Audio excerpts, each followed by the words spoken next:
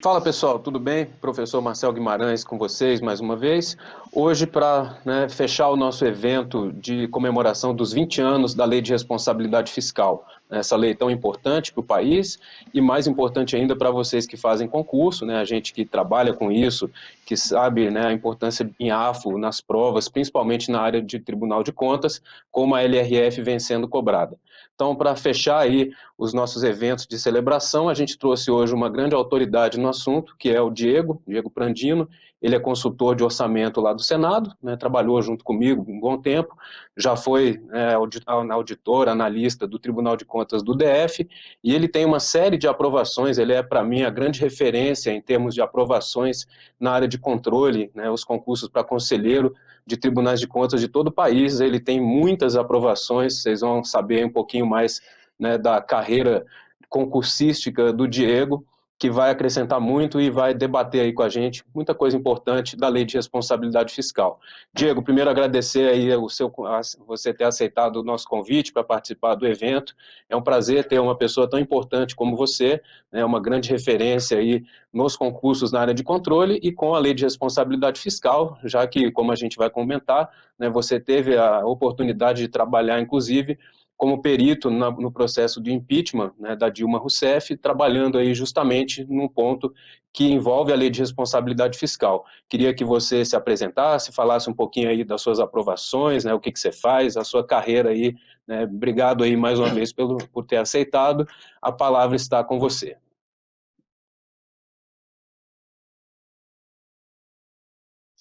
Olá, pessoal, tudo bem com vocês? Queria primeiro agradecer ao Marcel pelo convite, agradecer toda a equipe de direção pela oportunidade de expor aqui, né, a minha experiência como concurseiro, como profissional e poder levar um pouco de informação e um pouco do que foi a minha vida, o que foi a minha preparação e como é a minha atuação hoje. E bom, como a LRF se aplica hoje na minha atividade.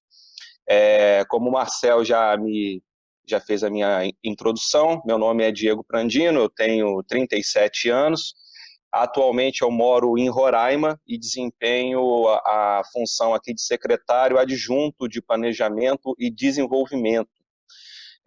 Até chegar aqui, eu tive algumas aprovações em concurso, né? Primeiramente, em 2006, eu passei para agente executivo da Superintendência de Seguros Privados, onde uma autarquia do Ministério da Fazenda, né, que regula o mercado de seguro e previdência complementar aberta. Depois de 4 anos na SUSEP, eu passei para analista do Banco Central, outra autarquia do Ministério da Fazenda, onde eu fiquei por 2 anos. Chegando no Banco Central, em Brasília, né, em 2010, eu já iniciei a preparação para consultor de orçamentos do Senado Federal. Era um concurso que eu já sabia que, enfim, o edital seria publicado ali no espaço de 2 anos, então em 2010 eu já iniciei minha preparação. Na semana que eu cheguei em Brasília, eu me matriculei numa pós-graduação da ESAF, em Administração Orçamentária e Financeira, foi uma das melhores experiências acadêmicas. E dito e feito, no espaço de 2 anos, no final de 2011, saiu o concurso, 1 ano e meio, né? Saiu o concurso e eu já estava com uma preparação muito, muito sólida. Fiz o concurso de consultor de orçamentos na época, praticamente junto com o concurso de auditor de controle externo do TCDF. Acabei logrando aprovação nos dois, né? TCDF eu fui o primeiro colocado e eu acabei tomando posse no TCDF primeiro, porque foi o concurso que primeiro me nomeou. Saí do Banco Central, fui para o TCDF, onde eu fiquei 2 anos, aguardando a nomeação sofrida, a via crucis que foi a nomeação para consultor de orçamentos do Senado Federal. Marcel é meu colega foi aprovado também no mesmo concurso, ele sabe como é que foi, né? Semanalmente a gente estava lá no Senado, implorando os parlamentares, implorando o diretor-geral, implorando todo mundo, o presidente, para poder nos nomear. A nomeação acabou saindo há 1 semana da expiração do concurso, que foi de 1 mais 1 ano, E aí eu fui pro Senado, já no meio de 2012, né? E foi a carreira que eu ocupo hoje como servidor efetivo do Senado. No Senado Federal, estou hoje, já vai para 5 anos, né? Fiquei 2 anos na consultoria, desenvolvendo as atividades de consultor de orçamentos. E depois de 2 anos, lá dentro do Senado, eu acabei recebendo um convite logo após a atuação minha como perito no âmbito do impeachment da ex-presidente Dilma Rousseff. Eu acabei recebendo um convite também por indicação do Marcel para poder ir para um gabinete parlamentar. E fiquei como chefe de gabinete da liderança do governo no Congresso e depois no Senado Federal. Até o final de 2018, que foi quando eu recebi o convite para vir para cá, para Roraima, para ocupar aqui o cargo de secretário adjunto de planejamento e de desenvolvimento, né? Na CEPLAN. A CEPLAN é o órgão responsável praticamente pela elaboração por toda a gestão do estado de Roraima, um estado que tem um orçamento hoje com despesas aprovadas da ordem de 4,8 bi. É um orçamento pequeno, né? Acho que é o menor orçamento que a gente tem para um estado na federação. Mas aqui é interessante porque há muitas situações na prática que a gente só tem ideia quando a gente lê os livros, né? E tem muita coisa que foge completamente dos livros. Então, aqui, por ser um estado altamente dependente de transferência estadual, um estado que tem uma arrecadação baixa, e um estado que fica muito longe do órgão central, né? Fica muito longe de Brasília, acaba que aqui acontecem coisas assim que a gente duvida às vezes, e acaba sendo um aprendizado muito bom, muito bom. E antes de chegar, durante toda essa trajetória profissional, né, eu ainda tive outras aprovações em concurso público que acabou que eu não assumi, né, não aderi ao ato de nomeação por uma série de razões, seja porque o órgão não era vantajoso para mim naquela época, seja também porque eu não tinha idade, né, então eu fui aprovado também para a CVM, fui aprovado na CVM, que é uma outra autarquia do Ministério da Fazenda, fui aprovado em 3º lugar. Paralelo a toda a minha atuação profissional no Senado também, eu comecei a fazer os concursos de conselheiro substituto de Tribunal de Contas, né? Eu sou muito ligado à área de controle, gosto muito da área de controle, e logrei aprovação em 5 desses concursos, né? A maioria ali na casa da 3ª colocação, todos dentro das vagas. Goiás foi um concurso que eu quase passei. Mato Grosso eu loguei a aprovação em 1º lugar, Mato Grosso do Sul, para conselheiro substituto, não assumi por causa da idade. São Paulo não assumi por causa da idade. Tribunal de Contas do Estado do Rio também não assumi por causa da idade. Tribunal de Contas do município não assumi por causa da idade. TCE Amazonas também não assumi. E agora eu estou para ser nomeado para o TCE do Paraná. O concurso expira agora em junho. Eu estou aprovado dentro das vagas e é possível que haja a nomeação. E até lá eu vou estudando se eu vou tomar posse ou não. Agora eu já tenho idade. Ainda bem que o Diego não parou de fazer concurso, senão ele ia passar no TCDF para conselheiro também, se é que ele não está estudando lá de Roraima. O Diego é muito modesto, né? Ele fala pouco disso, mas ele também é professor de controle externo, né? A gente tem até um livro em coautoria, né? Aquele livro de parte de discursivas. Mas, enfim, só contando antes da gente entrar na LRF, um episódio bacana. O Diego estava aprovado, eu não sei se era no Paraná, acho que era desse do Paraná, que ele estava na 3ª ou na 2ª colocação e não tinha idade para assumir e queria ficar mais atrás na fila. E um dia a gente almoçando e ele conversando com alguém, fazendo um recurso. Eu falei, o que você está fazendo? Estou ajudando o cara no recurso. Para quê? Para ele me passar. Eu falei, como assim, né? É porque eu preciso que ele me passe para esperar e eu conseguir entrar depois com a minha idade, né? Mas coisas absurdas. Era no Paraná, não era esse concurso? Era no Paraná, sim. Eu estava aprovado. Eu fiquei aprovado em 3º lugar, né, para 4 vagas. E a informação que eu tinha no Paraná é que iam nomear 3 de uma vez só. E se eu fosse nomeado na primeira leva, eu ia ser nomeado com 34 anos e ia perder a vaga.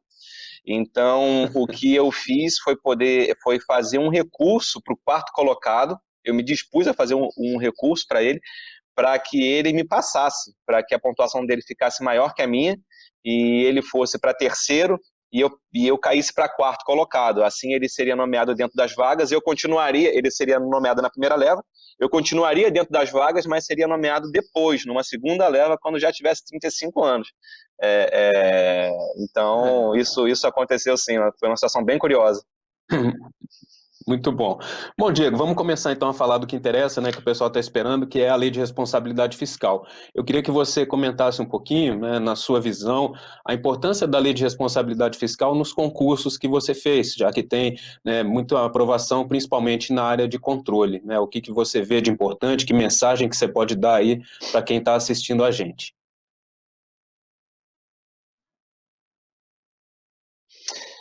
Olha, a LRF, sendo muito sincero, né, ela sempre foi um calo para mim na vida de concurseiro, porque ela é uma lei muito densa, muito, muito densa. Ela é uma lei que exige que você decore alguns pontos, que você decore alguns prazos, que você decore, por exemplo, os anexos da LDO, né? A série de coisas ali que eu tinha que decorar na época. Então, ela sempre foi o meu calo, assim. Mas não tem jeito, né? A gente não dá para você se propor a fazer uma coisa e tá meio dentro e meio fora. Uma vez que me propus a estudar para concurso público, eu tinha que conhecer a LRF. Então, eu lembro que na época eu conseguia a LRF em áudio e eu colocava a LRF no meu carro, no pendrive, e ouvindo e deixava ela lentamente por osmose, né? Além de, claro, fazer toda a leitura que eu fazia, todos os estudos, meus esquemas, desenhos, mapas mentais, tabelas, tudo aquilo, eu deixava a LRF como se fosse um mantra, sabe? Como se fosse uma oração dentro do carro.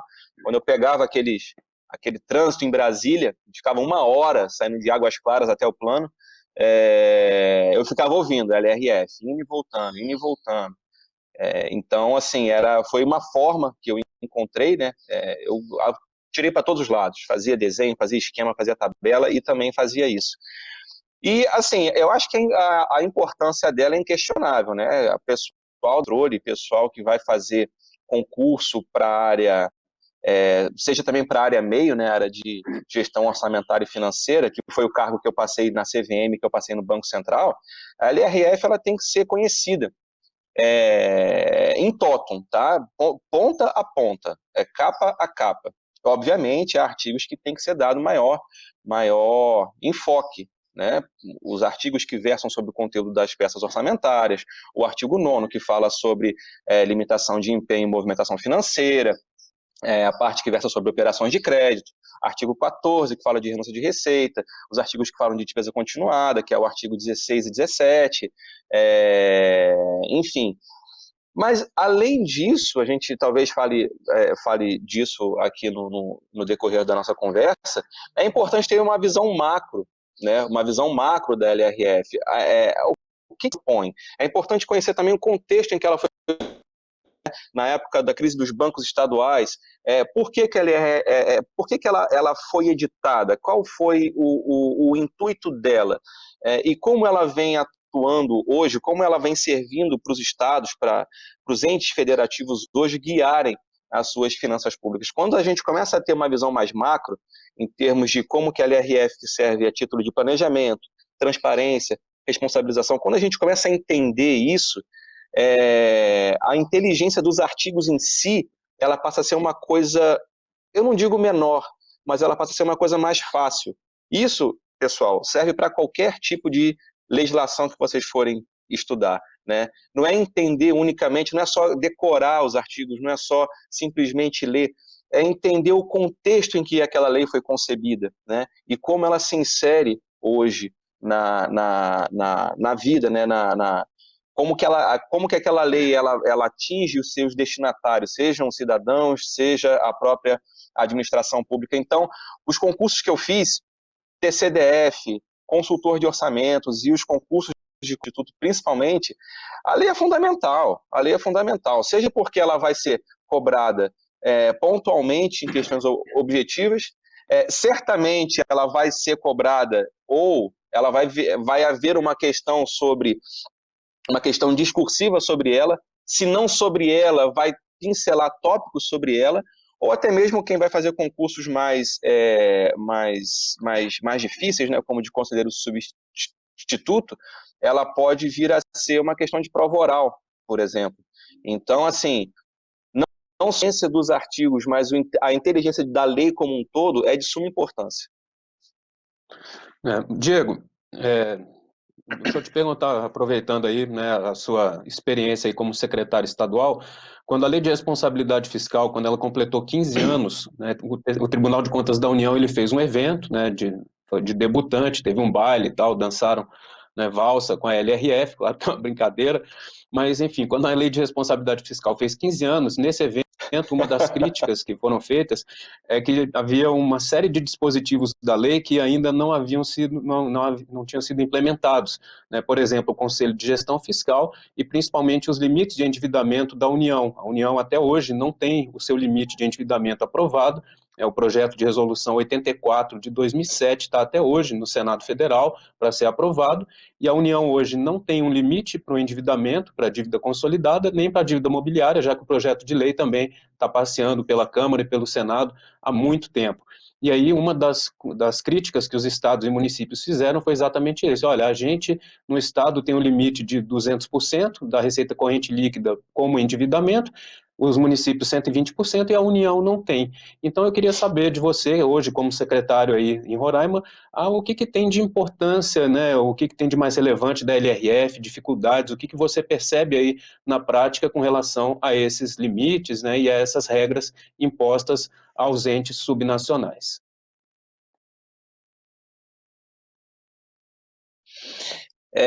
Marcelo, essa pergunta é bem interessante, porque eu tive na última reunião do Conceplan, e, enfim, é um fórum de debate, né, dos secretários de planejamento.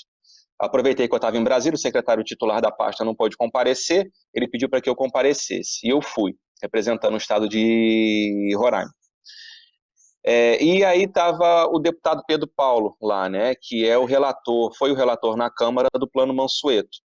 O Plano Mansueto, inclusive, a gente pode pincelar ele um pouco mais para frente, ele promove algumas alterações, né, a LRF também promovia, né, na verdade, na sua versão original. A versão alternativa que está no Senado hoje já não faz essas alterações na LRF.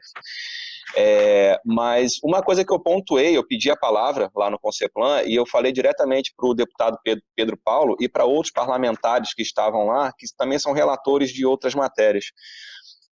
E eu pontuei o seguinte: é importante que os parlamentares eles dessem ouvidos a todos os estados, né, a todos os estados e a todos os entes federativos que são atingidos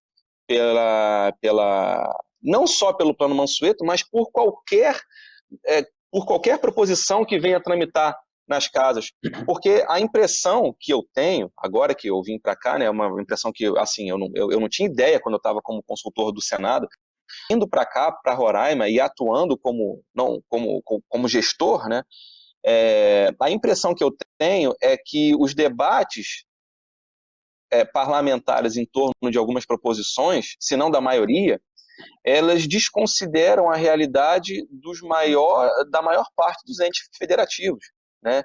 Eu não tenho o número de cabeça, mas eu tenho para mim que a esmagadora maioria dos municípios tem menos de 50 mil habitantes. Marcel talvez tenha esse número de cabeça. Você tem, Marcel? Não, eu sei que o de 5 mil pessoas, né, com menos de 5 mil pessoas, eu acho que tem 1.200 municípios, alguma coisa assim, tá? É mais ou menos isso, mas é com 5 mil. Então, você pode botar aí 1.200, né? Dos 5 1.200 e poucos com menos de 5 mil. Com menos de 50 mil, realmente, eu não tenho esse número, mas, sei lá, deve ter aí mais ou menos, pelo menos dos 5.570, deve ter uns 3 mil, sei lá, 4 mil, não faço ideia, cara, sinceramente, mas é muita coisa, deve ser 5 mil, alguma Eu coisa. acho. A maioria de Eu acho município que pequeno, né? é.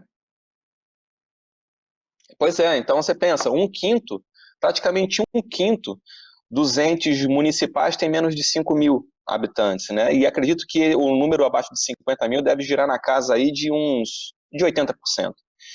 É. E as proposições são aprovadas e não pensam nesses entes, né? As proposições, quando são aprovadas, não pensam em Roraima, não pensam no Acre, não pensam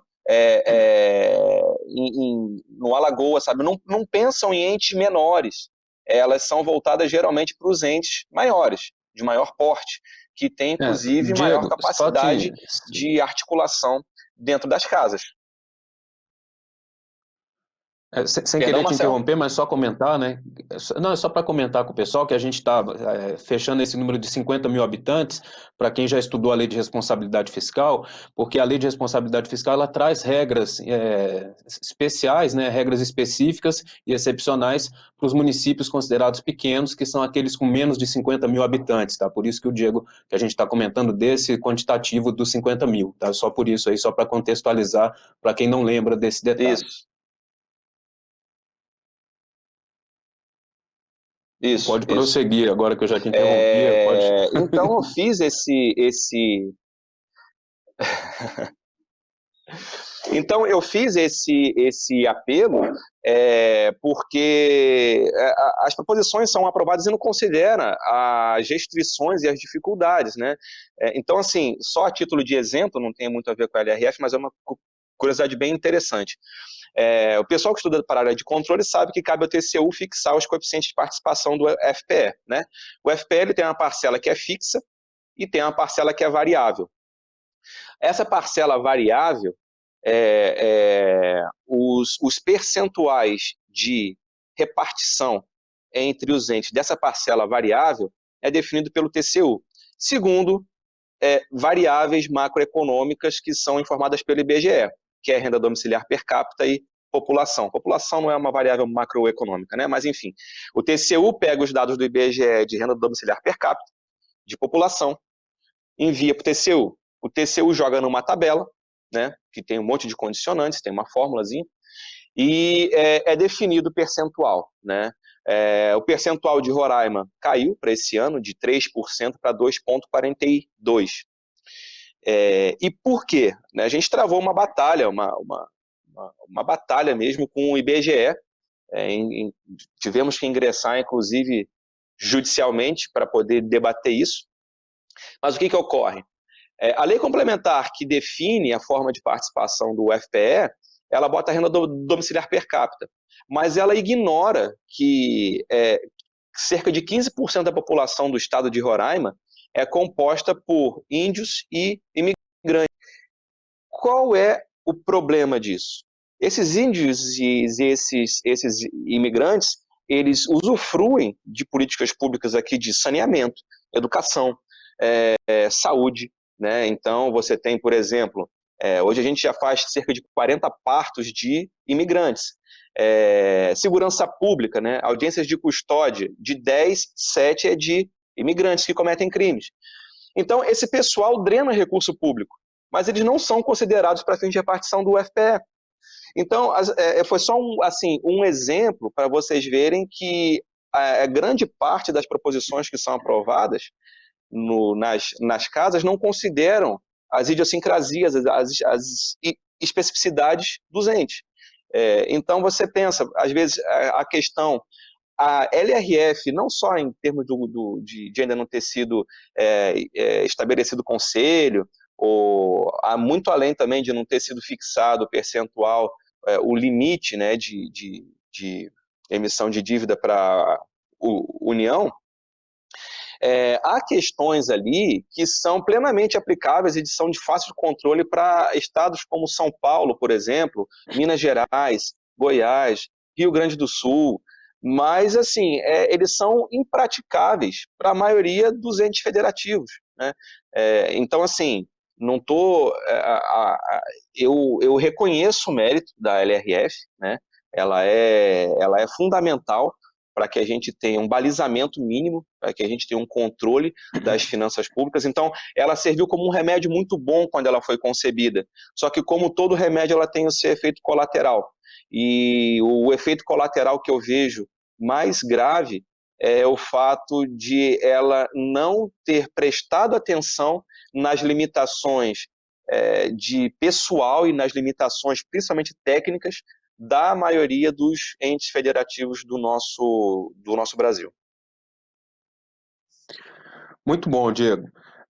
Vamos passar agora para um tema, né, que é muito atual, que é a calamidade pública, né, decretada pela União, reconhecida pelo Congresso Nacional por conta do coronavírus, por conta da Covid-19, né? Então, para quem vem acompanhando isso, o artigo 65 da LRF, ele foi o embasamento teórico, né, o embasamento legal para que fosse reconhecido pelo Congresso, né, o cenário de calamidade.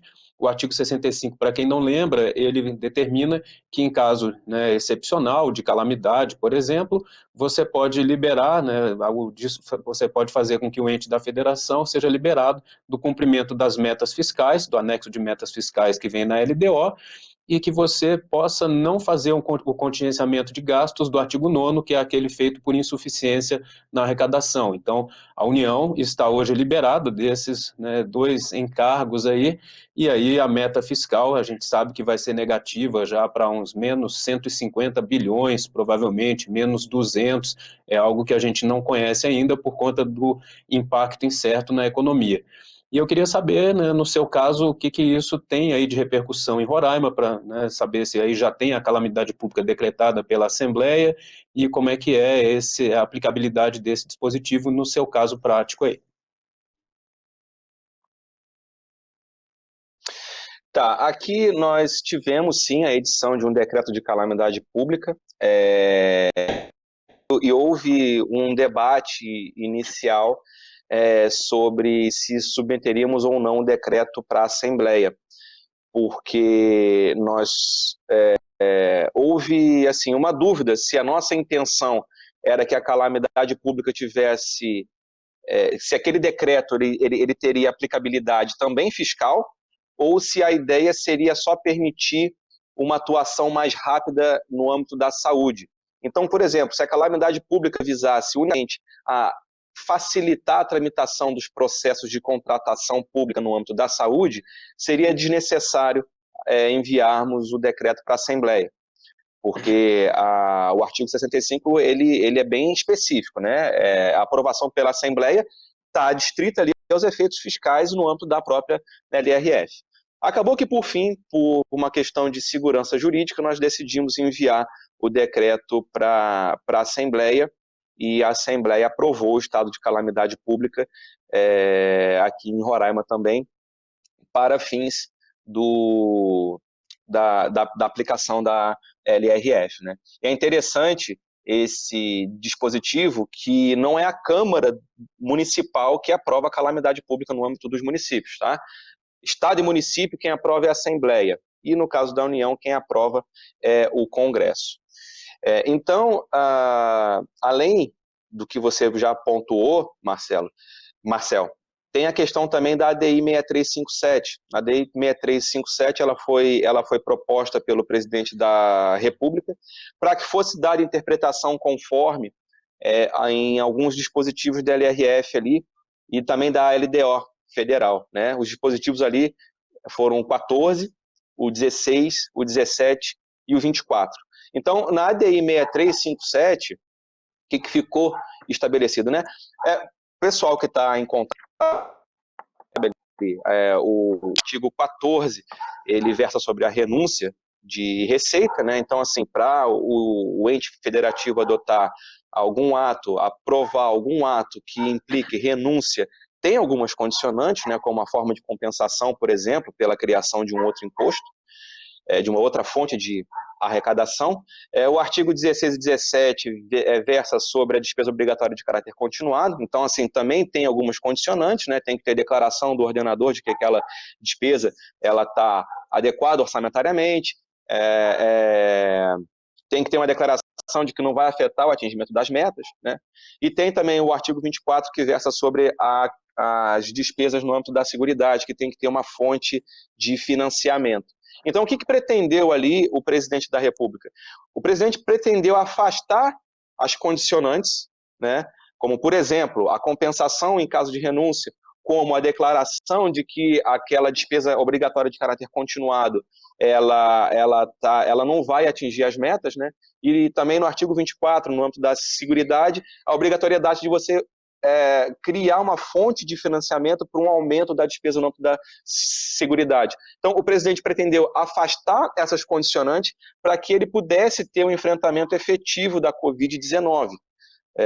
Então, buscou-se, e foi colocado no âmbito da ADI o seguinte, olha, a LRF é para situações normais de temperatura e pressão, né? Então, dada uma situação ordinária, as suas balizas valem, mas não pode nós nos valermos de uma baliza ordinária para poder fazer frente e combater uma situação que é completamente extraordinária e nunca vivenciada, acredito, na história mais recente aí da humanidade.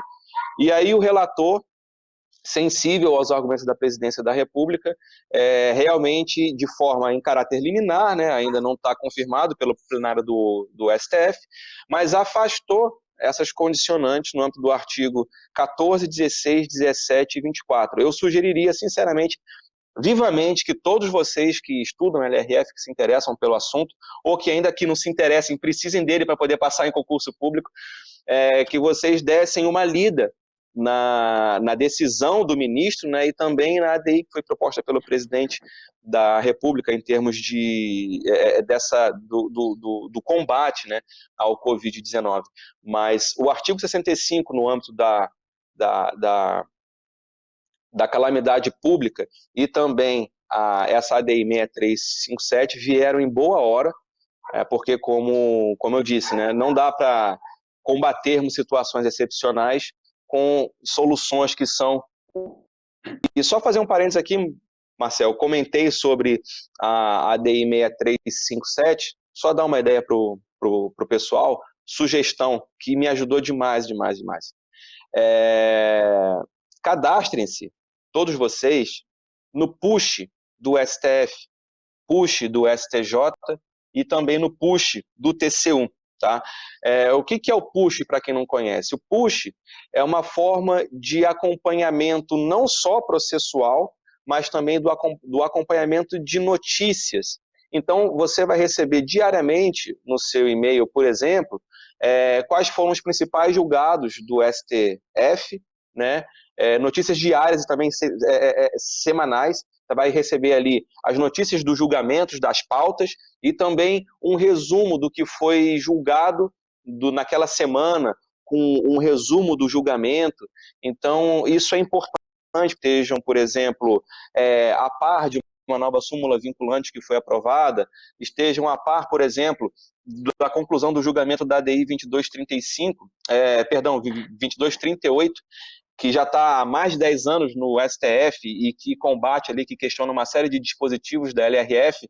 Então, como saber se a ADI 2238 foi julgada? Cadastre-se lá no push do STF, tá? O STJ também é muito importante, e também do TCU, pessoal que vai fazer concurso para área de controle, você vai ter ali, vai receber periodicamente, com frequência, eu não lembro agora se é semanal ou quinzenal, as publicações de jurisprudência do TCU. Então, vão saber a última posição do TCU em termos de licitação e de interpretação da LRF, gasto com pessoal, enfim, fica a dica aí para o pessoal. Excelente, né? Eu realmente, isso é muito importante, eu esqueço às vezes, né, desses aspectos, desses pushes, eu sou cadastrado neles, mas eu tenho um pouco de preguiça de realmente abrir o e-mail e dar aquela olhada. Eu fazia isso quando eu estudava para concurso. Hoje em dia o e-mail chega e eu fico olhando para ele lá, né, e paciência, mas realmente é muito importante. Diego, eu queria falar contigo agora. Hoje em dia você não precisa mais, né? Pois é, não, até precisaria para os concursos, né, para dar aula de direito financeiro, mas realmente eu tenho preguiça. É mais fácil eu ler um e-mail da loja do Flamengo, que chega, que eu tenho mais interesse. Deixa eu entrar no assunto, que você é a grande autoridade aí. que você trabalhou de perto, que foi o processo do impeachment, né?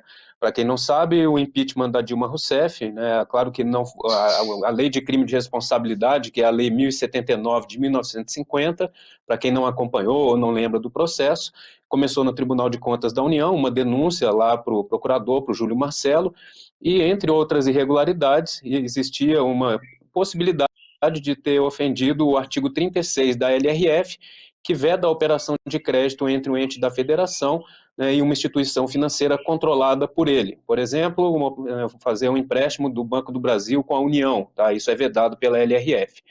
E aí, um dos debates na época era o seguinte: um determinado ponto, né, uma irregularidade que o TCU constatou, aquilo ali supostamente era uma operação de crédito, e se fosse enquadrado como operação de crédito, seria vedado pela LRF, e o fato de violar esse artigo 36, acho que o artigo 11, o terceiro, né, ponto da Lei de Crime de Responsabilidade, determinava lá que um dos crimes de responsabilidade era fazer uma operação de crédito sem autorização legal.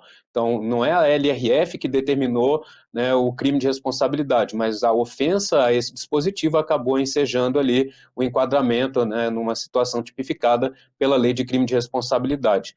E o Diego, na época, né, eu lembro que a discussão era o que foi feito, era ou não operação de crédito, e para isso foi nomeada uma comissão com 3 peritos, se eu não me engano, e um dos peritos era o Diego, né? Então ele viveu muito de perto esse ponto importante da história do país, né? Independentemente de você achar que foi certo ou que foi errado, mas eu queria que você desse aí, né, o seu relato de como foi participar desse processo, o que realmente, né, teve de experiência para você ter participado de perto do processo do impeachment.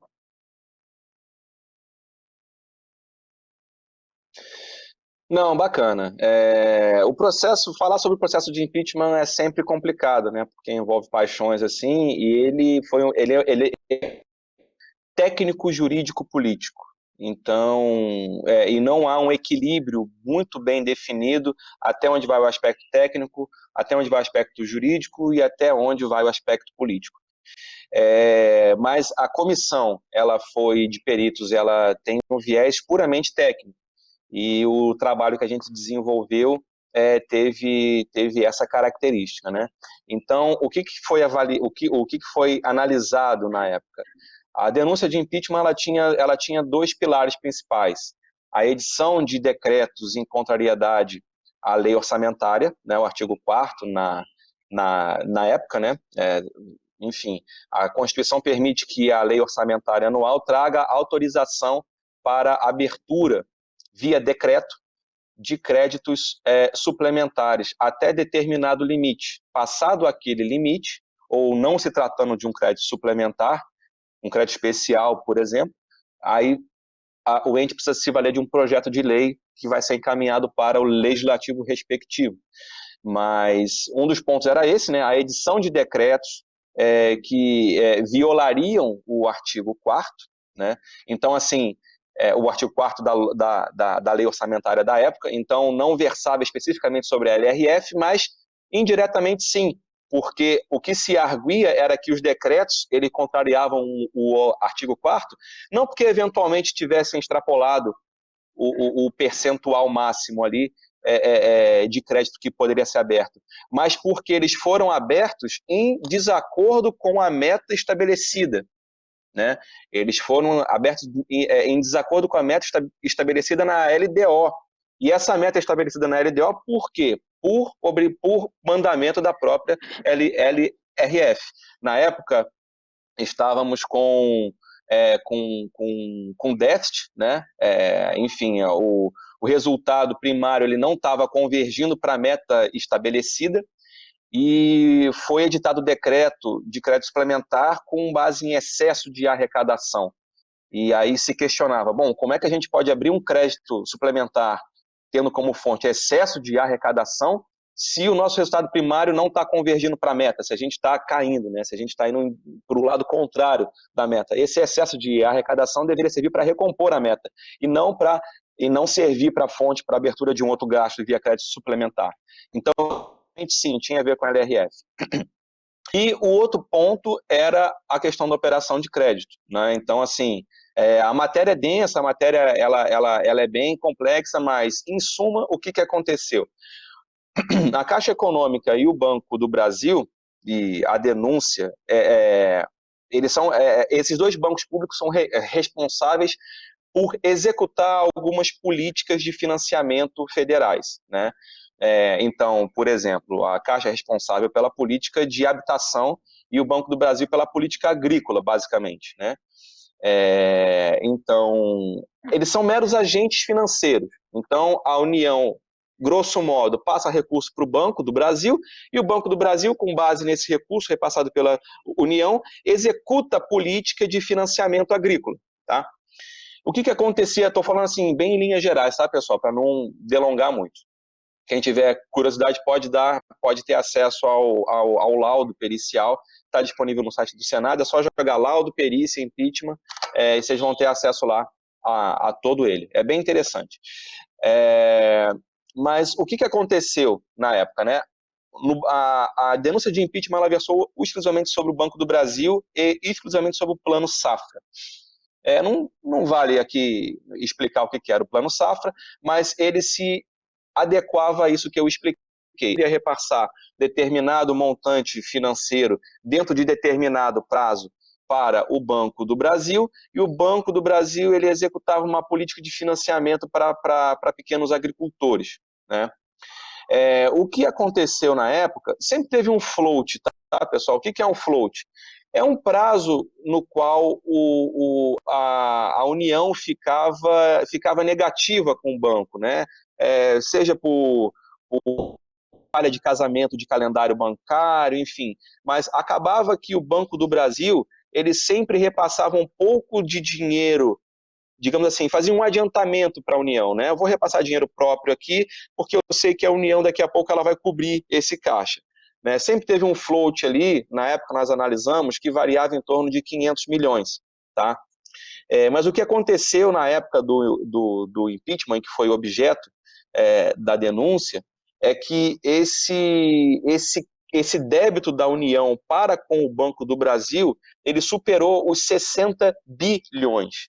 Então, o que aconteceu? A União já não estava mais repassando recurso para o Banco do Brasil. O Banco do Brasil estava se valendo de recursos próprios para poder fazer a política de financiamento agrícola da União. Então, o que se entendeu no âmbito da perícia ali é que a União estava se financiando via Banco do Brasil. Por quê? Em vez da União repassar os recursos que eram definidos para aquela política de financiamento para o banco, ela estava se valendo daqueles recursos que tinham uma destinação certa para outras políticas públicas. Quaisquer, não importa quais sejam. Né? Mas aquele recurso que deveria ir para o agente financeiro não estava indo. Ele estava fazendo o quê? Ele estava indo para outra finalidade. É como se a sua conta estivesse, por exemplo, no negativo, e você recebe o seu salário. Você vai fazer o quê? Você vai cobrir a sua conta. Não, eu vou para a Disney. Não, bacana. Se você vai pegar o seu dinheiro, que era para cobrir a sua conta corrente, o seu cheque especial, e vai para a Disney, você está fazendo o quê? Você está utilizando o seu cheque especial para se financiar. Você está pegando aquele recurso para outra finalidade. O banco que está te financiando. É como se você pegasse um empréstimo no banco para poder financiar aquilo. O cheque especial nada mais é do que isso, né? É um empréstimo, uma operação de crédito. Embora não tenha esse nome, o artigo 36 da LRF ela traz vetores interpretativos para o que seja operação de crédito. A operação de crédito não é só o mútuo. Não é só você chegar lá, pegar o dinheiro para restituir em tanto tempo com juros. Não.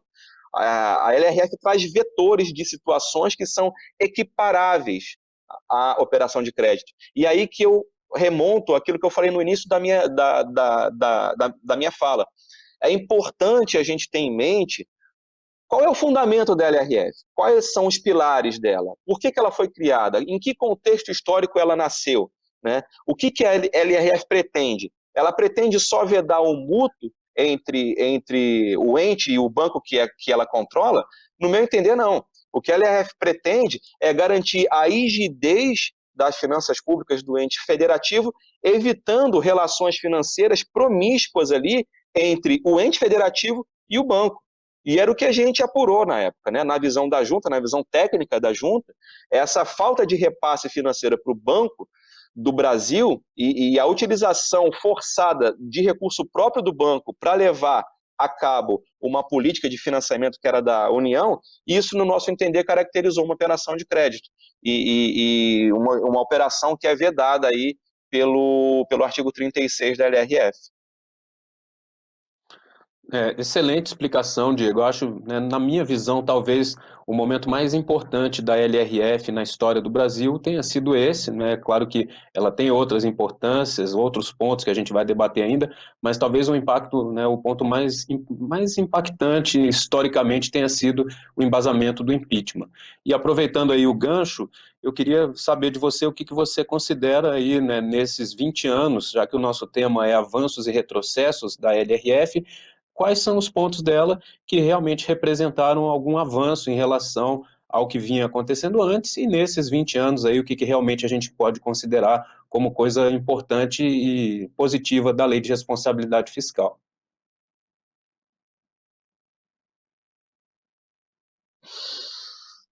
Bom, eu acho que o avanço e os pontos positivos dela são inquestionáveis, né?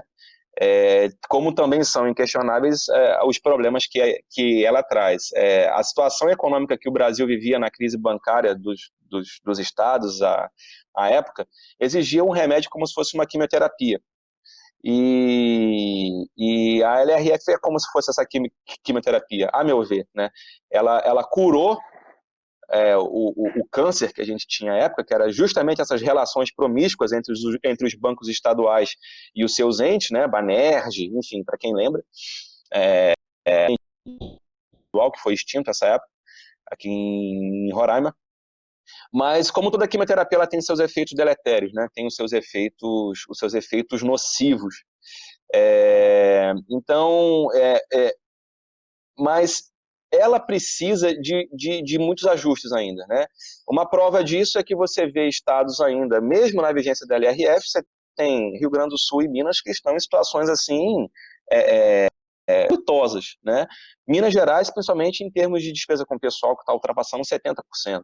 Né? Então, será que falta cogência para a LRF? São coisas que a gente tem que pensar. Será que falta algum mecanismo que imponha de forma mais rígida os preceitos que estão ali? Ou será que nós precisamos rever um pouco a LRF? Eu lembro que quando eu estudava para concurso, quando eu estava estudando para consultor de orçamentos, eu fazia muita peça, eu escrevia muito, gente. Para quem não sabe, o concurso ele teve seis peças escritas, né? Eu lembro que no dia da prova eu escrevi mais de 500 linhas, e sem rascunho, né? Porque não dá tempo de fazer rascunho. E eu sempre me propunha questões que poderiam ser abordadas na prova. Então, toda semana eu fazia cerca de, 20 peças. E eu sempre me propunha escrever sobre a necessidade de atualização da LRF. Se vocês tiverem curiosidade e entrarem no site do Congresso, vocês vão ver um sem número de proposições na Câmara que pretende alterar a LRF, um sem número também no Senado. Algumas delas são absurdas, né? Mas outras eu acredito que mereciam um debate mais aprofundado. Principalmente, eu tenho essa visão mais crítica agora, principalmente atuando na ponta. Então, vou deixar como exemplos aqui. Um dos artigos mais importantes que tem na LRF, no meu entender, é o artigo 9º, que versa sobre limitação de empenho e movimentação financeira. É isso que impede que o ente, ele, no curto prazo, se endivide de forma estratosférica, né? Que era o que sempre acontecia, e acontece hoje ainda. Mas ele precisa ser mais bem estudado e mais bem delineado, né? Porque hoje em dia, como é que você vai não só impor, ou como que você vai controlar, por exemplo, nesses estados pequenos, a questão da limitação de empenho, né? Será que eu vou dizer até sistema que permita ver que o município de 5 mil habitantes consegue apurar suas receitas financeiras e diferenciá-las das receitas primárias? Um município consegue apurar qual é o seu resultado primário, por exemplo? Eu acredito que não. Então, outro dispositivo, a questão dos gestos a pagar, né? Então, nós temos uma limitação na LRF de adoção, de que o ente contraia despesas que não possam ser adimplidas dentro do exercício financeiro. Ali no último mandato, né, a gente tem essa restrição, ou que não tenha caixa suficiente para cobri-la. No meu entender, isso deveria se aplicar a todos os exercícios, não só no último exercício do mandato. Por quê? Porque os entes hoje, eles tendem e principalmente os poderes fazem isso, né, porque eles fogem do controle do poder executivo, mas eles empenham de forma enlouquecida, e chega no final do ano, eles registram o resto a pagar, processados e não processados, sem critério bem definido. Então, você vai ver na União, aqui em Roraima, ou qualquer ente, você vai ter resto a pagar aí de 5, 6, 7, 8 anos atrás, entendeu? Engrossando a dívida dos entes federativos, né? E é uma dívida que é impagável. O resto a pagar, no meu entender, da forma que é concebido hoje, é uma coisa praticamente impagável, né? Então, o Plano Mansueto, né, o PLP 149 de 2019, entre as várias medidas que eram propostas de alteração da LRF, uma delas é essa. Era que essa limitação de inscrição, de contração, né, digamos assim, de despesa sem caixa suficiente, ela não valesse só para o último ano de mandato, ela valesse para todos os exercícios. E, contrariamente à LRF, foi isso que eu adotei aqui em Roraima quando eu cheguei, né? Eu conversei com o secretário de Fazenda à época, na época da intervenção ainda, e eu propus ao governador que nós não inscrevêssemos em restos a pagar de 2018 para 2019 aquelas despesas para as quais não havia caixa suficiente. Então, a saúde conseguiu fazer a inscrição em RP porque ela tem fonte própria. A educação conseguiu fazer a inscrição em RP porque tem fonte própria. Mas as despesas custeadas com fonte genérica do Estado, né, Receita Tributária, FPE e tal, a gente não tinha caixa, tinha só 11 milhões e quase 1 bi de despesa, de empenho para poder inscrever. O que a gente fez? A gente não inscreveu.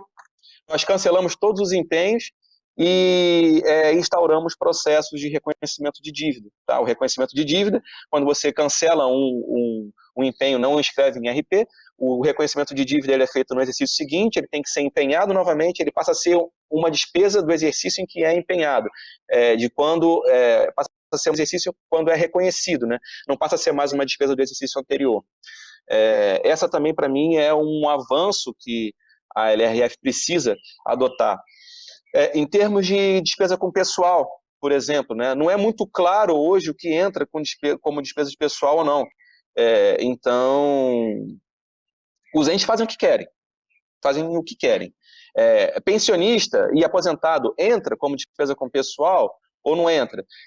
A folha, o que a gente chama de folha bruta, né, que não é só o salário, mas também a parcela patronal da Previdência e o imposto de renda. Isso entra como despesa ou não? A meu ver, entra. Tem estados que dizem o seguinte, não, o imposto de renda dos meus servidores não entra como despesa com pessoal porque, pela Constituição Federal, eu vou pagar o imposto o imposto de renda, ele é uma receita própria do próprio estado, né? Vocês sabem que o imposto de renda é um imposto federal, a arrecadação é federal, mas em se tratando de servidor público, a receita do imposto de renda não vai para a União, ela pertence ao próprio estado, ou no caso dos municípios, sendo um servidor do município, o imposto de renda pago por aquele servidor municipal pertence ao próprio município. Então, tem estados que dizem o seguinte, não, o imposto de renda do meu servidor não vou incluir na despesa com o pessoal porque é uma receita minha própria. E aí, não havendo uma definição clara do que é gasto com o pessoal, fica muito fácil da gente se adequar, né, ao limite de 60%. Só eu tirar aqui, estou quase estourando, não, então não vamos mais considerar aqui a folha bruta, vamos tirar o patronal aqui e vamos considerar só a folha líquida. Não, então não vamos considerar aqui os comissionados, por exemplo, né? Não vamos considerar os terceirizados. Então, falta para mim também, em termos de gasto com pessoal, uma definição mais clara, né? Não adianta nós termos limites se a forma de aferição desses percentuais não é muito clara. Uma coisa que faz muita falta também é o cumprimento do dispositivo da LRF, que diz que devem ser adotados sistemas únicos, um sistema único no âmbito do ente de gestão financeira. Isso faz muita falta aqui. Por quê? Porque a gente não consegue aferir a situação plena do Estado se nós não soubermos como está o TJ, o Ministério Público, o Tribunal de Contas e a Assembleia. E cada um desses poderes utiliza um sistema próprio, né? Que a gente utiliza o FIPLAN no âmbito do Poder Executivo, mas os poderes não o utilizam. Então, a forma de consolidação das informações contábeis, orçamentárias e financeiras é muito sofrida para a gente, né? A gente tem que confiar plenamente no que os poderes estão informando. E nem sempre a transparência dos outros poderes ela é tanta quanto é do Poder Executivo. Isso, para mim, também um RF ainda não solucionou, sabe? Fazer valer o pilar da transparência, que é um dos 4 pilares da LRF, né? Enfim, tem várias outras coisas, sabe? Eu acho que por estar na ponta, eu consigo, e estar o tempo todo brigando com a LRF, às vezes eu consigo ver mais pontos a serem ajustados do que os méritos. Mas, sem dúvida, a LRF, se não fosse ela, nós estaríamos numa situação bem mais caótica, né? Qualquer país democrático hoje em dia, e que seja minimamente sério, tem uma legislação austera e rígida em termos de finanças públicas. O Brasil não poderia estar atrás. Então, a LRF ela tem sim o seu valor, ela é fundamental para que possamos conduzir o nosso país, não num trilho, mas numa trilha que seja sustentável, né? Mas ela precisa, sim, de ajustes e precisa de um olhar mais cuidadoso, até porque ela já tem 20 anos, né? A situação que a gente vivia há 20 anos não é mais a situação que a gente vive hoje. Perfeito, excelente, Diego. É importante a gente, né, reconhecer aí as palavras do Diego e ver, inclusive, o Plano Mansueto, né, trazendo aí um ponto muito atual, né, em relação às finanças públicas. Aproveitando aí que você falou dos 4 pilares da LRF, eu me lembro uma prova que você fez, eu não lembro se foi o TCM do Rio, que eles perguntaram exatamente numa questão discursiva quais eram os 4 pilares da LRF. Goiás. Foi Goiás, né? Aí você me ligou no domingo à noite e falou, rapaz, que é isso, né? Quais são esses 4 pilares? Eu falei, cara, eu falo isso na minha primeira aula, né? Que são o planejamento, o controle, a transparência e a responsabilização. Aí depois disso você não esquece nunca mais, depois que você errou um troço na prova, eternamente você vai lembrar deles, né? Então, aproveitando aí esses 4 pilares, né, só lembrando que a responsabilização, a lei de responsabilidade fiscal não responsabiliza o agente público, ela responsabiliza o ente da federação ou o poder ou órgão que violou algum limite, né? O agente público ele é punido, sim, mas pela lei 10.028 de 2000, que é a lei de crimes fiscais.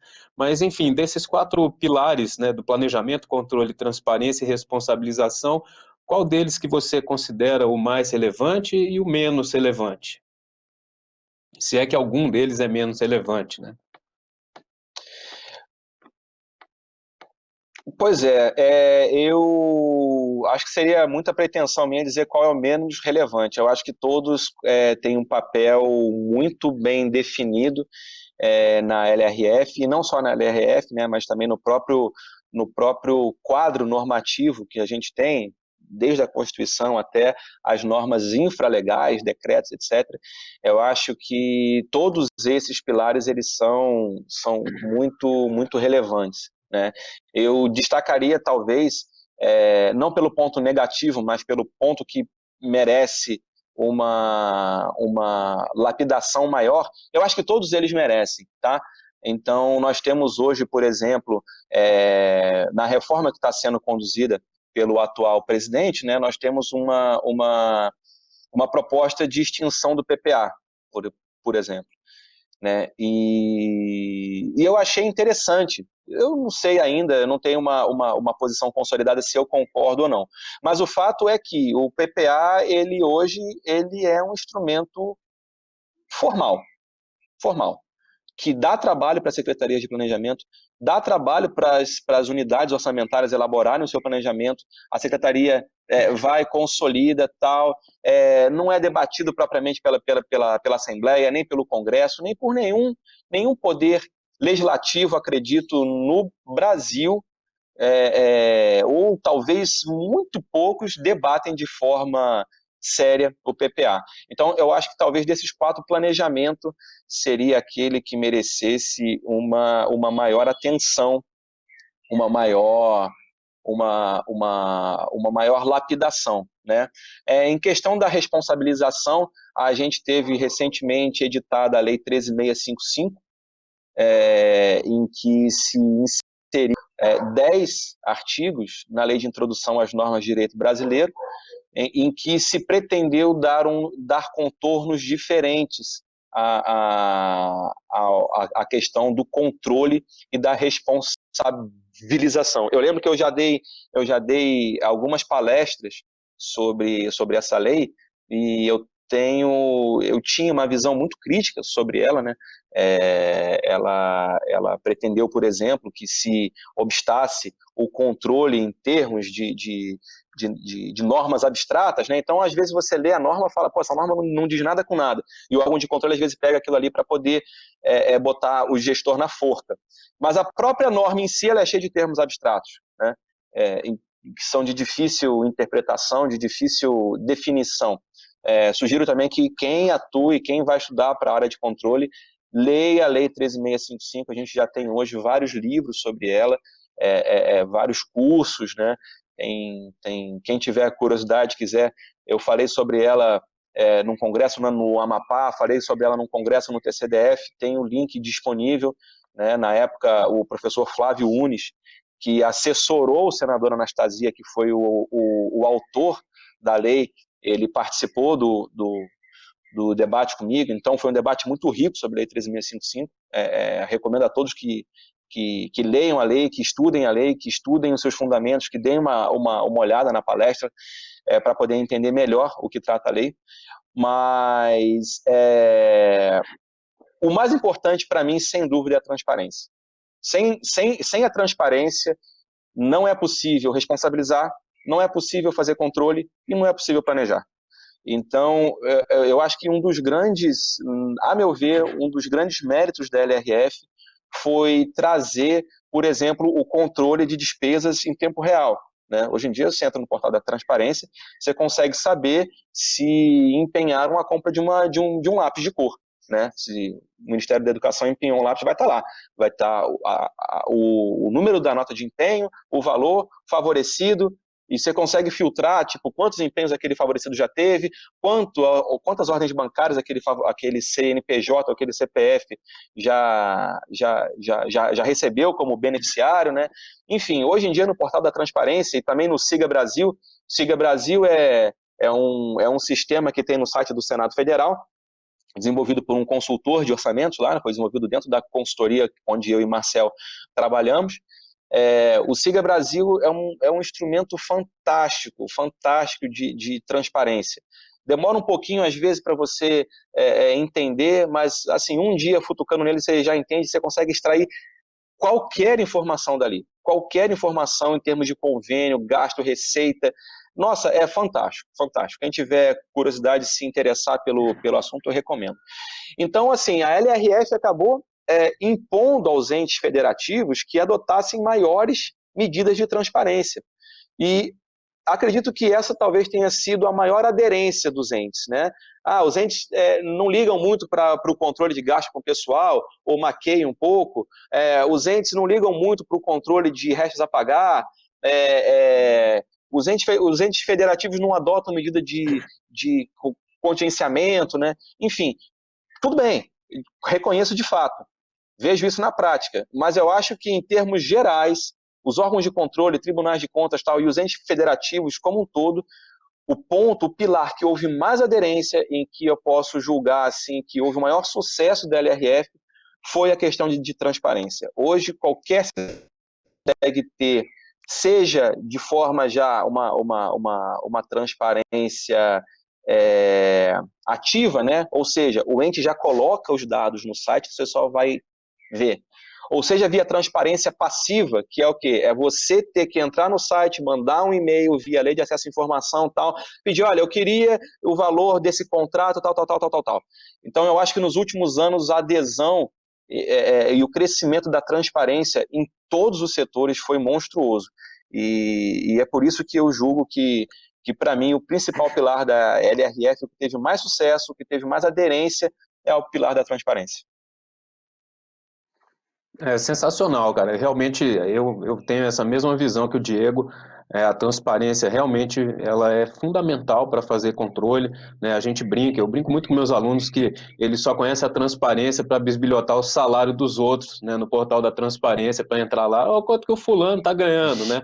Mas apesar dessas brincadeiras, a LRF realmente tem essa possibilidade, até em termos de concurso, um dos pontos mais cobrados em prova, né, é o relatório de gestão fiscal, que é um dos instrumentos de transparência, que traz exatamente, né, todo o comportamento dos limites da LRF, se aquele ente da federação está dentro ou não de cada limite de endividamento, de gasto pessoal, enfim, tudo isso aí sempre publicado, né, até 30 dias após o encerramento daquele quadrimestre, e é um grande instrumento que a gente tem não só para concurso, evidentemente, mas para exercer a atividade de controle, né, tanto no Congresso Nacional quanto nos órgãos auxiliares, como os tribunais de contas. Só aproveitando que o Diego comentou da questão do gasto de pessoal, né, tem uma ação direta de inconstitucionalidade, uma ADI, eu não me lembro agora o número de cabeça, mas que ela debate exatamente esse cálculo do gasto de pessoal, porque a Constituição, no artigo 169, determina que uma lei complementar vai definir, né, os limites de gasto de pessoal ativo e inativo, que é o artigo, né, lá do 169, e aí o artigo 18 da LRF, quando definiu o gasto de pessoal, colocou dentro dos limites o gasto com ativo, inativo e pensionista.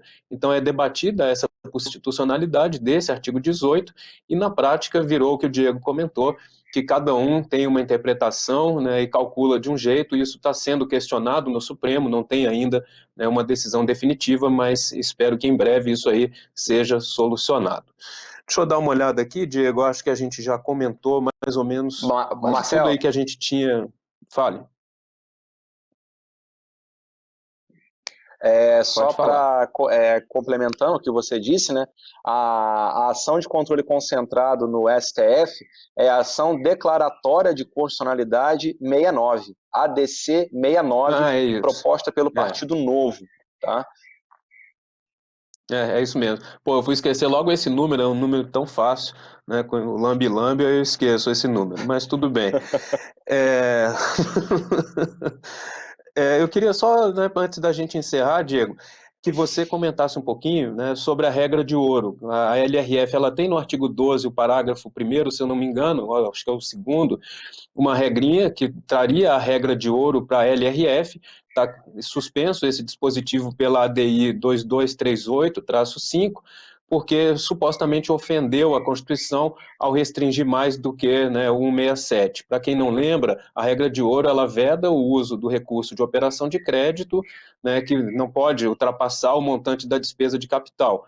A essência dela é proibir o uso do recurso que possibilita o endividamento, a emissão de título, fazer um empréstimo.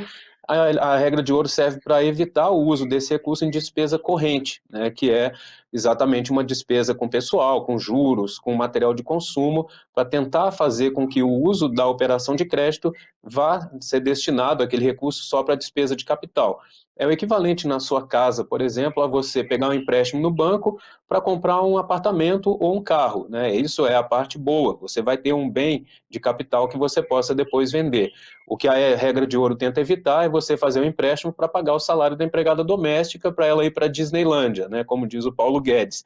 Mas, enfim, o dispositivo da LRF ele está suspenso, porque ele ofendeu a Constituição, restringiu mais, na minha visão não é bem assim, mas independentemente de estar certo ou errado, eu queria que você falasse um pouquinho da regra de ouro e a realidade aí que você percebe no seu estado, né, em que isso atrapalha ou ajuda na sua gestão nas finanças estaduais.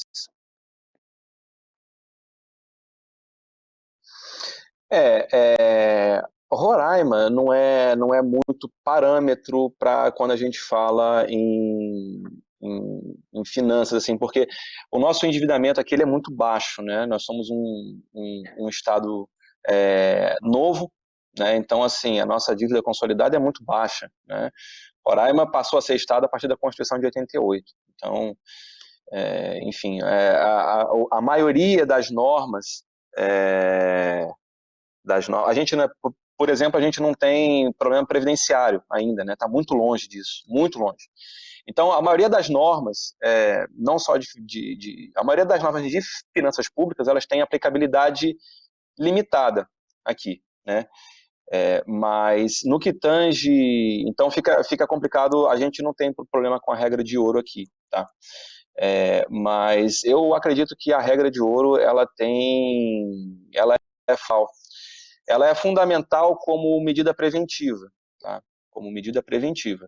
Mas o que a gente verifica, não só em relação ao cumprimento da regra de ouro, mas em relação a tudo que eu já falei aqui, questão de limite de gasto pessoal, a questão do contingenciamento e tal, o que a gente verifica é que os órgãos de controle passaram muitos anos omissos em relação à aferição, né, para ver se o ente federativo, se o Poder Executivo estava aderente à LRF. Então, o que aconteceu é que vários entes descumpriram a regra de ouro, sem que houvesse uma sanção específica para isso, uma responsabilização, seja do ente, seja do gestor, né? E a gente se depara agora com alguns entes que tá, e aí? Eu já contrariei, e agora eu tenho um problema. Como resolver? E é esse problema que a gente tem que gerir agora, né? Como que a gente traz para uma situação de regularidade os entes que já feriram dispositivos da LRF, né? Então, como é que a gente traz, por exemplo, Minas de volta para o limite de gasto com o pessoal? Vai mandar 100 mil servidores embora? Acho que não é bem assim, né? Vamos estabelecer limites aqui, uma regra de transição durante anos, tá, mas qual sanção vai ser imposta? Tudo bem, a gente vai te dar uma chance, mas você vai ficar de castigo aqui um tempo, né? Então, e você vê, se debate hoje o não cumprimento, a situação está tão crítica que se debate hoje, a regra de ouro está sendo debatida em nível federal. Eu não estou falando mais o Estado ou o município que não tem condições, que não tem capacidade técnica, que não tem pessoal, que não tem sistema. Não, estou falando da União. A União, hoje em dia, se debate o não cumprimento da regra de ouro pela própria União. Então, se a União está numa situação dessa, o que dirá os estados, né? O que dirá os municípios? Então, como tudo na LRF, como grande parte dela, eu acho que tem que ser debatido, tem que ser analisado se as regras, seja a regra de ouro, seja qualquer outra, se ela ainda tem aplicabilidade, se sim, se a aplicabilidade se dá nos mesmos moldes que foram projetados há tantos anos atrás, né? Ou se nós precisamos adotar outras medidas. Vamos constitucionalizar, por exemplo, o artigo 13 do ADCT, ele constitucionalizou, por exemplo, um pedacinho da LRF, né, dizendo que as proposições que tenham, que imponham renúncia de receita ou aumento de despesa de caráter continuado, têm que ser acompanhadas da estimativa de impacto orçamentário financeiro. Bacana. Qual foi a consequência disso? Uma série de estados, né, acontece muito nos estados, pessoal, serem aprovados criação de despesa ou renúncia de receita pela Assembleia de forma unilateral, de forma completamente inconstitucional, ou sem que o Executivo seja ouvido, né? E quem vai ser afetado é justamente o Executivo. Por quê? O duodécimo do poder vai cair lá direitinho. Esteja o Poder Executivo quebrado ou arrecadando muito, o duodécimo vai cair religiosamente. Então, o Legislativo nem sempre tem compromisso com a gestão, digamos, rígida, né, da situação financeira do ente. Então, começaram a aprovar de maneira impensada uma série de aumento de despesa de caráter continuado, isso não só em Roraima, está em vários estados, sem devida estimativa de impacto, de forma completamente, digamos, até eleitoreira, né? E esse dispositivo na Constituição agora, né, a constitucionalização dessa necessidade de estimativa de impacto, ela agora serviu de baliza para que essas leis sejam questionadas perante o STF. O STF tem suspendido várias leis estão suspensas, leis que conferem aumento de salário, leis que conferem renúncia de determinado imposto, tipo IPVA, não vai pagar IPVA as motos abaixo de 100 cilindradas. O deputado propõe, é aprovado, mas e aí? O Poder Executivo vai ficar sem arrecadação. É uma renúncia que não tem compensação, que não tem estimativa de impacto, não tem nada. Então, a constitucionalização disso serviu para que essas leis sejam questionadas. Talvez pode ser o caminho a constitucionalização de algumas normas da LRF? Talvez, mas isso tem que ser feito de forma muito criteriosa. Tá? Então, adstrito à sua pergunta, Marcel, sobre a regra de ouro, eu acho ela de fundamental importância. Se não fosse ela, a gente estaria numa situação muito... Minas Gerais, por exemplo, certamente estaria pegando empréstimo para poder pagar a folha de pessoal, ou outros entes federativos estariam pegando empréstimo para outras finalidades. Talvez Roraima estivesse pegando empréstimo para dar conta aqui da crise migratória, né?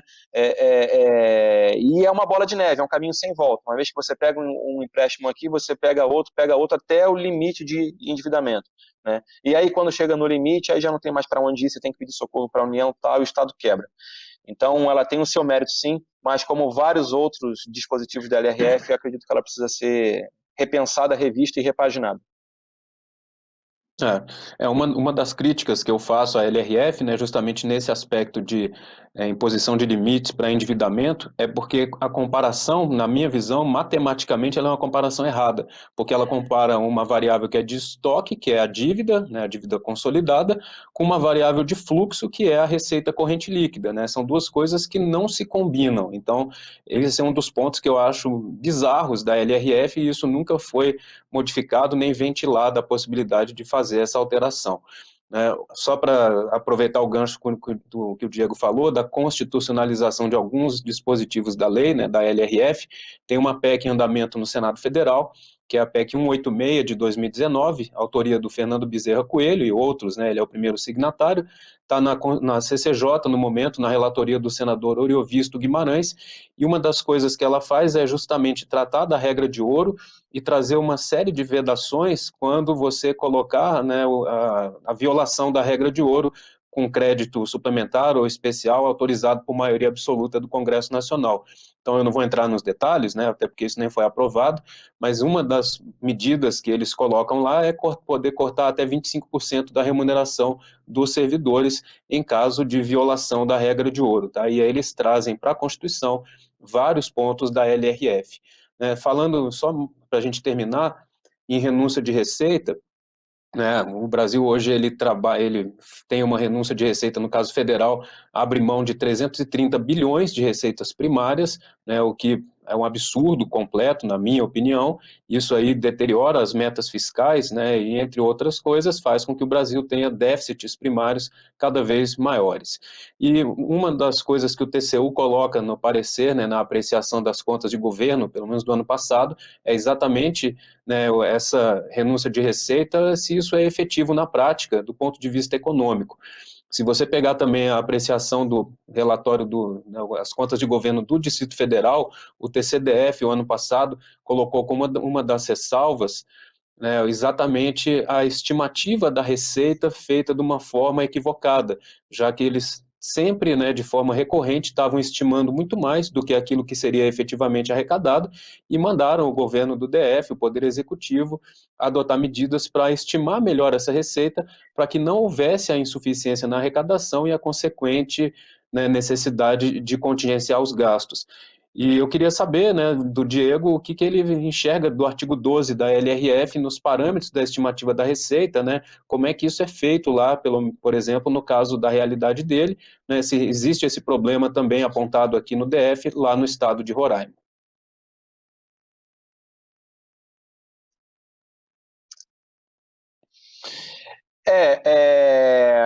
Pois é, aqui, quando eu cheguei, né, cheguei no meio da intervenção federal aqui, como que era definida a nossa lei orçamentária aqui?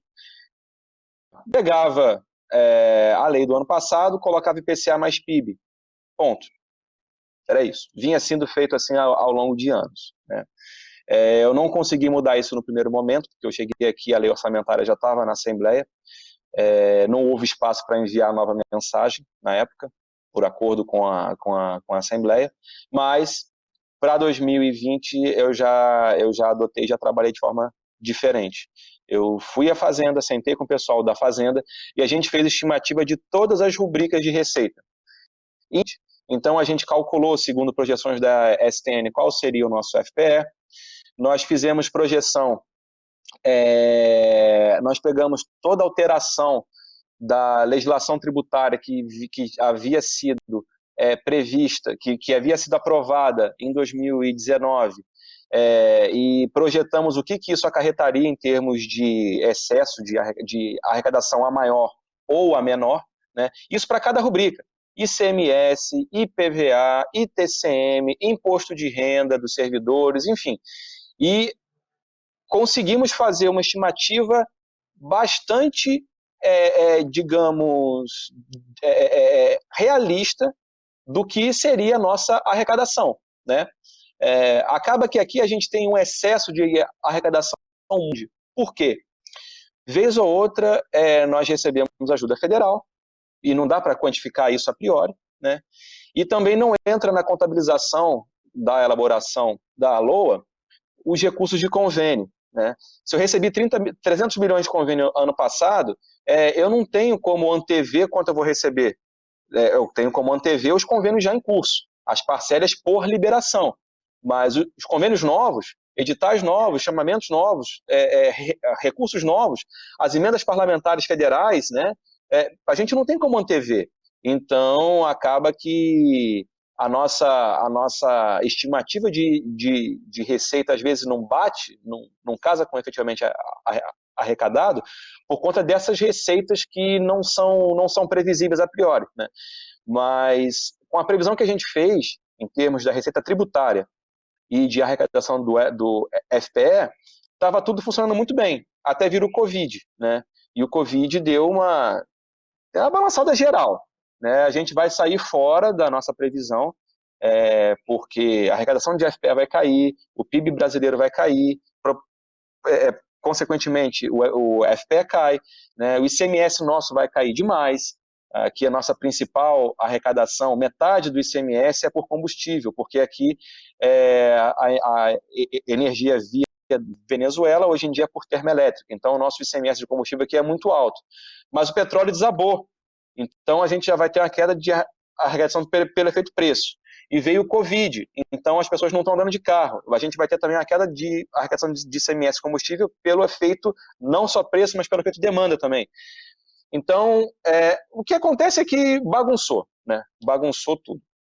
Mas aqui a gente adotou, desde que eu cheguei, estimativas coerentes para a receita e para a despesa fizemos a mesma coisa. A gente sentou, como é que é pessoal aqui?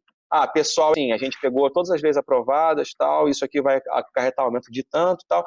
E aí, pela primeira vez na história de Roraima, a gente conseguiu aprovar um orçamento com déficit, né? As despesas fixadas aqui são de 4,77 bi e as receitas previstas são de 3,82. A gente tem 955 milhões na peça orçamentária de déficit orçamentário.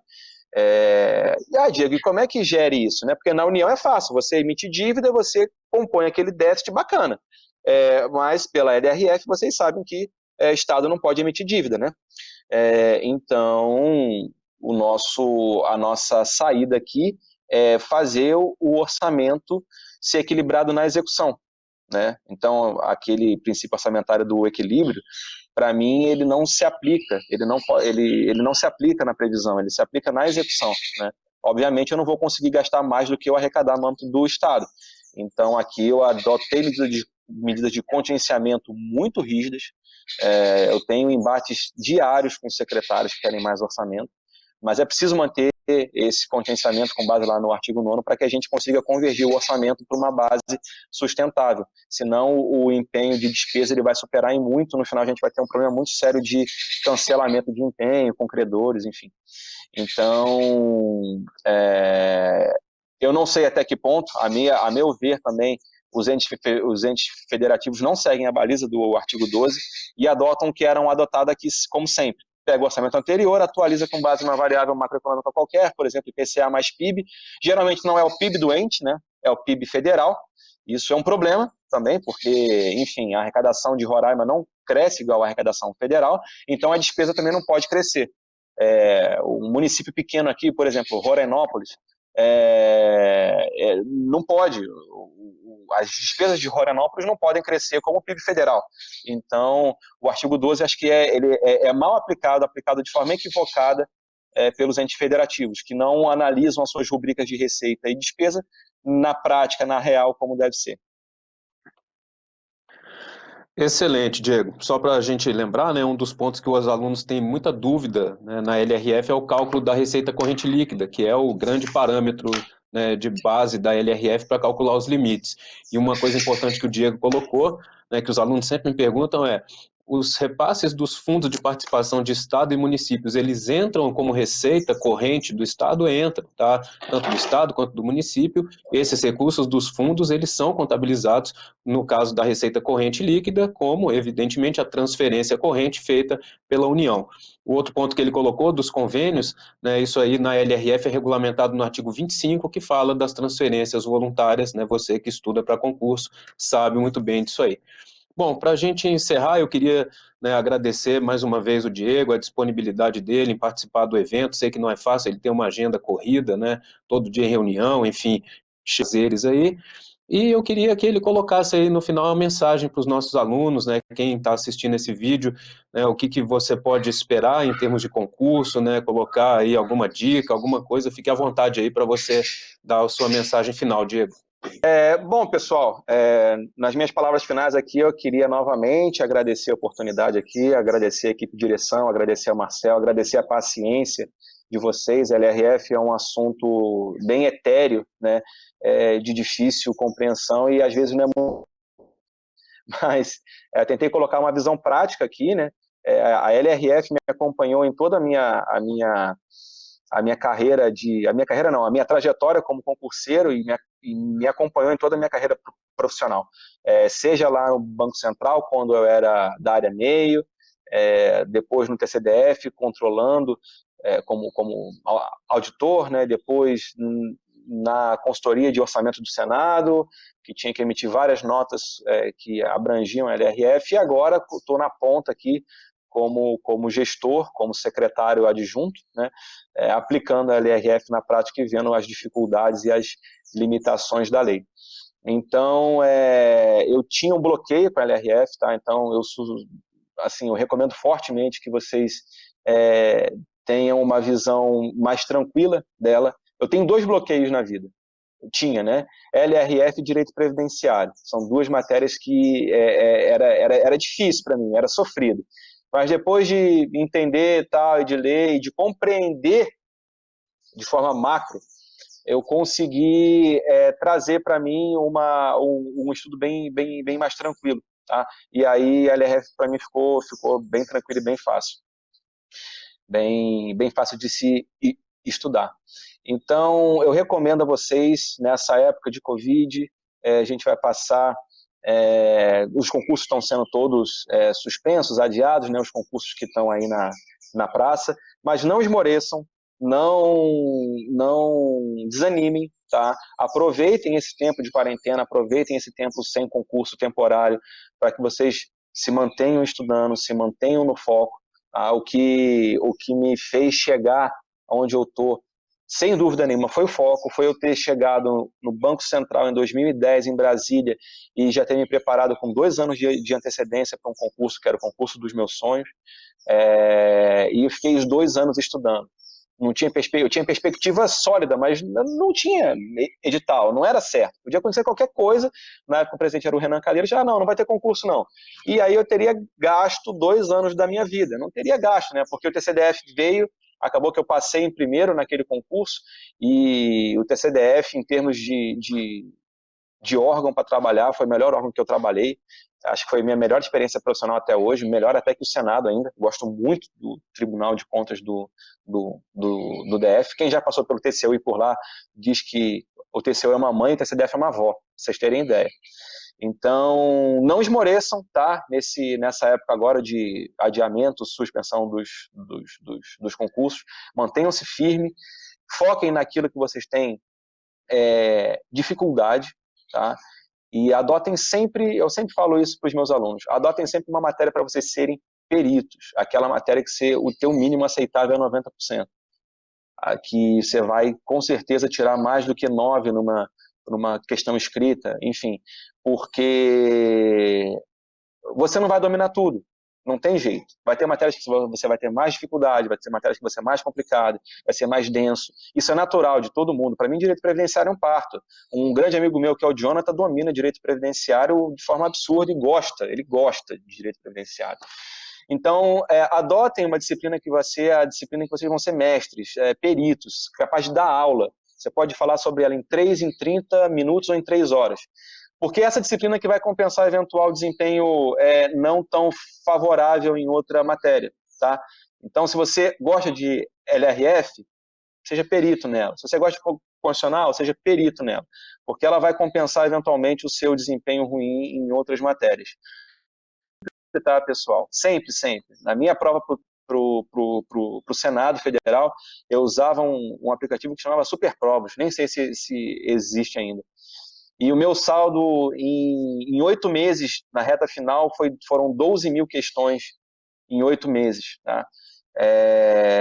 Então, não adianta. Você é capaz de aprender uma matéria só fazendo exercício. Mas eu acho muito difícil você aprender uma matéria para concurso público só lendo. Seja um livro, seja um curso, seja uma videoaula, enfim. Então, abusem do exercício, façam exercício sempre, sempre. E escrevam. Hoje em dia eu vejo que o pessoal tem muita dificuldade em escrever, ou seja, uma dificuldade de língua portuguesa, ou uma dificuldade de não saber colocar. Às vezes as pessoas têm um português maravilhoso, mas não sabe transcrever, colocar na prova as suas ideias. Faça isso, ainda que a sua prova não tenha questão escrita, mas faça isso, vai ajudar você a clarear, a organizar melhor as suas ideias, e quem organiza melhor as suas ideias acaba aprendendo. Eu sempre estudo com papel do lado, onde eu vou fazendo desenhos, tabelas, chaves, enfim, vou fazendo os meus esquemas ali que não tem um parâmetro bem definido, mas eu sempre escrevo muito. E você escrevendo, você desenhando a letra com a sua mão, aquela matéria, você pensando mentalmente no que você está escrevendo, você aprende de forma muito melhor e muito mais efetiva. Tá?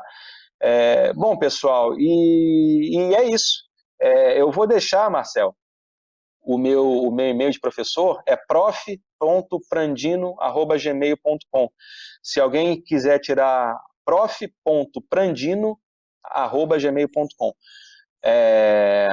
Se o pessoal quiser tirar depois alguma dúvida sobre minha trajetória, tal, saber como é que é a atuação aqui como secretário, como era no Tribunal de Contas, Banco Central, consultoria de orçamentos, enfim, eu estou à disposição, é um assunto que eu gosto de falar sobre isso, gosto de ajudar os alunos, os futuros servidores públicos, estou à disposição, posso demorar um pouquinho para responder, às vezes uma semana, tal, porque aqui em Roraima é muito corrido para mim, mas eu não deixo de responder não, tá ok?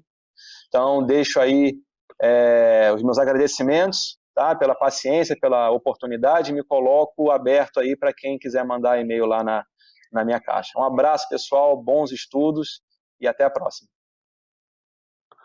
Diego, queria agradecer a sua disponibilidade mais uma vez, valeu, tá? Foi excelente o evento, tecnicamente perfeito, tá? Você acrescentou demais aí a nossa discussão, né? Acho que não tinha pessoa melhor para falar aí dos 20 anos da LRF. Quem acompanhar esse vídeo, ou né, ao vivo ali, ou depois, né, vai ficar aberto aí no YouTube, mas vai ter um material excelente em mãos, né? E na verdade para você assistir, para acompanhar a LRF e aprender vários detalhes e a importância dela, né, no nosso contexto atual e nesses 20 anos de lei. Queria encerrar, né, mas, claro, agradecendo de novo o Diego, ainda bem que ele falou né, citou o professor de previdenciário, que é o Ivan, que é amigo dele, mas o Ivan é o professor do direção, né, e citou ali um site, hoje em dia o site de questões é o Que Concursos, né, que substituiu aí os antigos, e hoje é a grande referência aí em termos de resolução de questões, tá? Pessoal, agradecer a participação de vocês, agradecer você que teve paciência, né, de acompanhar o evento, e é claro que a LRF é um instrumento importante para a AFO, importante para concurso público, que ela despenca nas provas de concurso, principalmente nas peças técnicas, e eu espero que você tenha aprendido muita coisa com este evento e tenha sido possível, né, se enriquecer em termos de conhecimento da lei. Eu também estou sempre à disposição de vocês, né, o Diego, lá em Roraima, ele leva um pouco mais de tempo para responder, porque demora para chegar a mensagem, né? Claro que eu estou brincando, mas fique à vontade também para entrar em contato comigo, Instagram, né, e-mail, aí pelos canais de comunicação do Direção Concursos, né? Mas obrigado aí pela atenção de todos, paciência, né, valeu espero que o evento tenha contribuído para a sua preparação e até a próxima.